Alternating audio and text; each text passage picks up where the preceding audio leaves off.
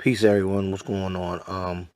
I would like to introduce our co-founder of the community, Coin Lamar Wilson. He is also the creator of the Marcus Garvey and the Madam C.J. Walker cryptocurrency that the community uses. So, without further ado, uh, Lamar, here you go. Peace, everybody. Make sure y'all come back for the next video. One. Currency Investing 101. It is such a pleasure to be with you guys today and to be teaching you about this wonderful technology that I learned about some time ago. I've been in the space for a while, and today I think we'll start off with a brief introduction of who I am and how I am in the space, and I hope you guys start understanding a little bit more once this class is finished. In this class, what we'll do is we'll give you a brief introduction to Bitcoin. We'll also discuss why Bitcoin, why people are so excited about it.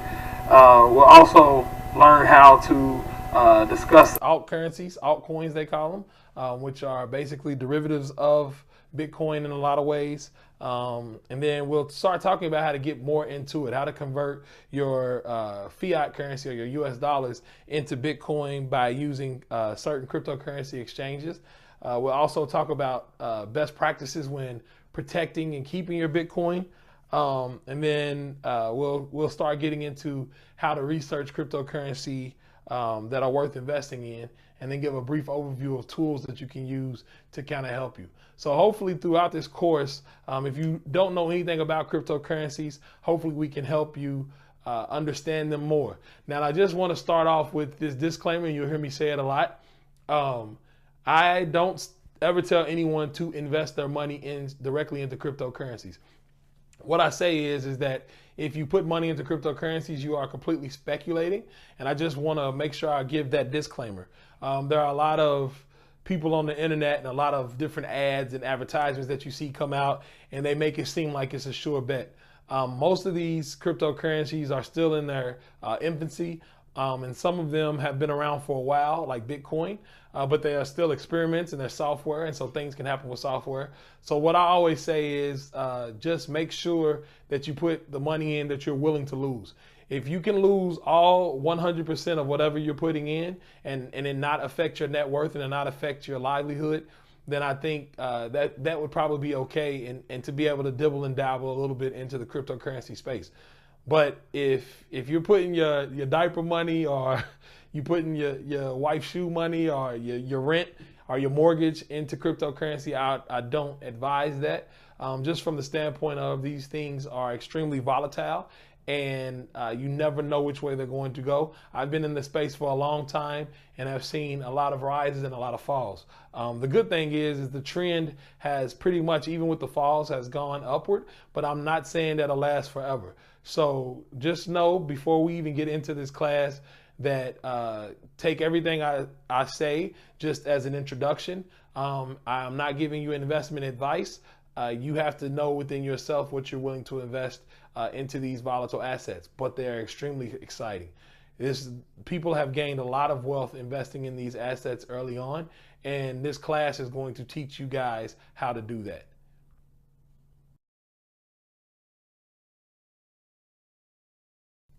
Hey, welcome back. First of all, let's get into what Bitcoin is. So Bitcoin is a decentralized ledger that allows people to send assets digitally peer-to-peer across the internet. Now, how it works, there's a lot of different research papers that were put into how this currency had come together, but it really came from one inventor named Satoshi Nakamoto. Some people don't know who he is. Some people believe he is a lot of people. They think it's a group of people that did this. But essentially, Satoshi Nakamoto invented Bitcoin around October of 2008 during the economic crisis, during when we were dealing with the economic crisis. And it was an answer to that. I think Satoshi and a few other guys like Hal Finney and some other cypherpunks came up with this solution because they were tired of the banks. They were tired of allowing the banks to control our money supply. And they wanted to figure out a way that they could create a currency that was censorship resistant and allowed you to do it peer to peer. So when you talk about censorship resistance, What you're talking about is a coin that no one can tell you where to send it, and no one can stop you from sending it. So if I want to send money to China, I can send money to China. I can send Bitcoin to China. Bitcoin basically is the idea of this decentralized ledger. So when you talk about a ledger, most people think about accountants. And accountants keep all of their records in a ledger. And a lot of times those ledgers are what we call centralized. And so a centralized ledger would basically mean that there's one place that the ledger exists, and everyone goes to that ledger to check to see what balances are in every single one of the accounts.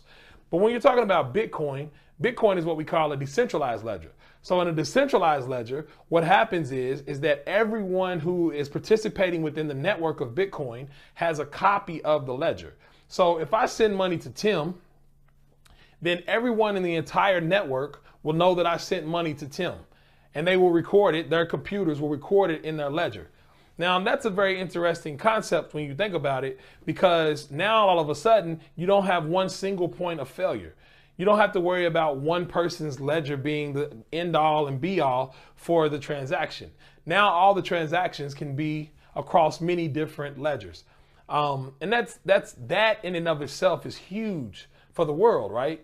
Because now you don't have to trust a third party to give you information about what your account has or the account that you're receiving funds from. So that's a really interesting concept. And what it did, and the actual problem that Bitcoin solved, is called the Byzantine general problem. The Byzantine general problem is basically saying when you have we have generals of like minds on both sides, how do you get the message over to the other side to say let's attack without it getting intercepted and allowing it to get to where it needs to go, and all of the generals knowing exactly what the right message was without it getting attacked, without it getting intercepted, or without it becoming decrypted, or even actually just messed up, like changed, right? So they solved this problem through a consensus method, right? So what they did was they established a consensus method that said the chain that has the most operating or hashing power, associated with it, that chain is the longest chain, and that chain is the one that is truth to everyone.